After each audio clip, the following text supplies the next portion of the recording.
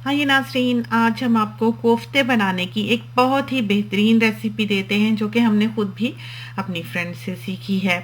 इसके लिए हमने सबसे पहले तो होल कोरिएंडर लिया है, यानी कि सूखा धनिया, और इसके हमने 4 टेबलस्पून फुल जो है वो ले लेने हैं। इसको अब हमने ड्राई रोस्ट कर लेना है बहुत अच्छी तरह से।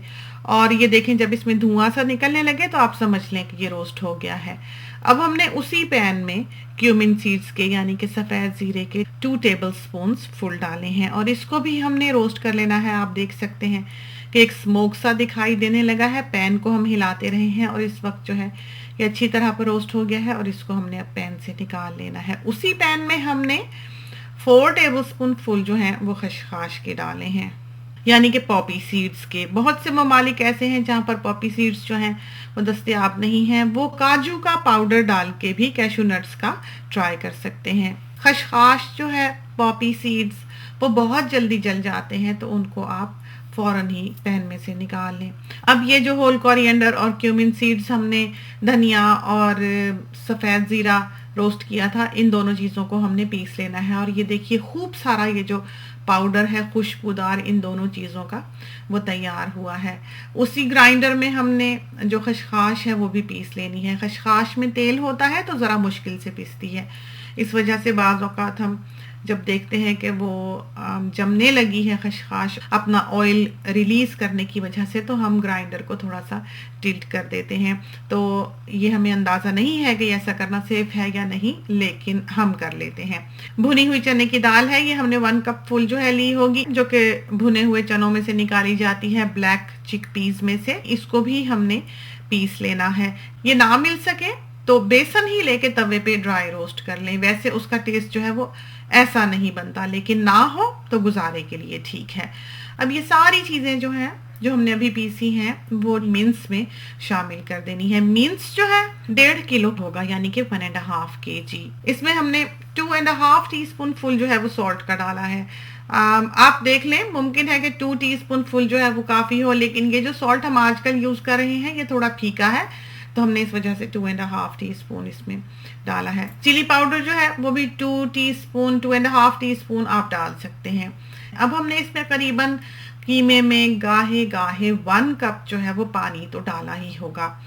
तो 1 कप पानी को हमने मिलाते हुए इस मिन्स को अच्छी तरह से मिक्स कर लेना है और इसको अब हमने चॉपर में डाल देना है। चॉपर हमने थोड़ा सा चलाकर मिन्स को स्मूथ कर लेना है। उससे ये है कि ये कोफ्ते ना तो टूटेंगे और ना ही टेढ़े मेढ़े बनेंगे। बहुत स्मूथ, बहुत फाइन कोफ्तों की शेप जो है वो इस तरह पर आती है। और ये देखिए मिन्स अभी से ही कितना मुलायम सा दिखाई देने लगा है। हमारी फ्रेंड जो है उन्होंने ये बहुत मेहनत से कोफ्ते बनाए हैं, बहुत ही नफासत से, और इसमें कहीं भी कोई क्रैक दिखाई नहीं देता है। इतनी पेशेंस जो है वो हम में नहीं है।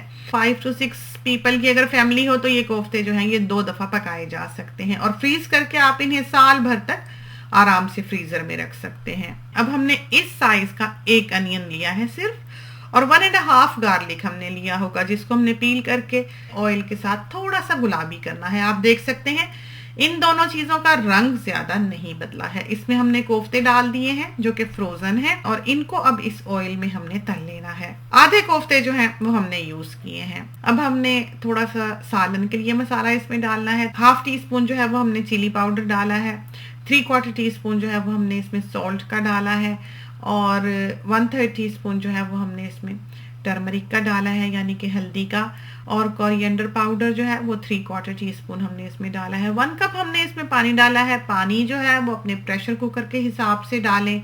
इसमें अब हमने लार्ज साइज का एक टोमेटो डाला है और प्रेशर कुकर को हमने प्रेशर दे देना है।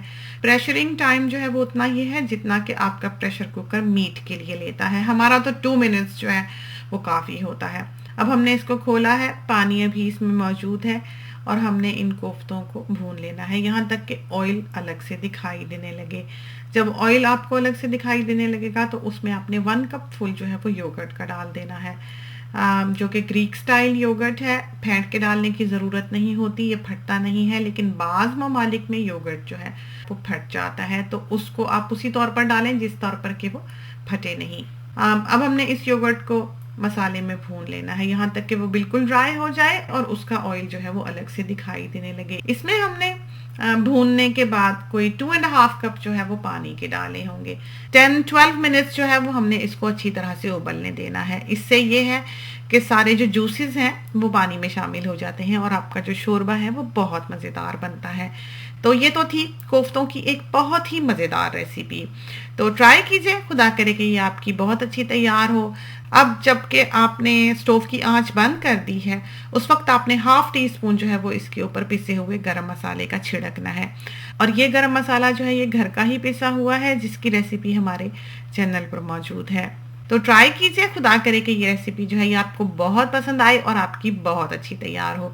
जाते जाते एक बात का जिक्र और करते चलें कि हमारा फेसबुक पेज भी है, जहाँ पर बहुत सी अच्छी रेसिपीज़ और टिप्स वगैरह आपकी नज़र से गुजरेंगी। आप चाहें तो आप उसे भी देख सकते हैं। इसके साथ ही हमें इजाज़त दीजिए। अल्लाह हाफिज़।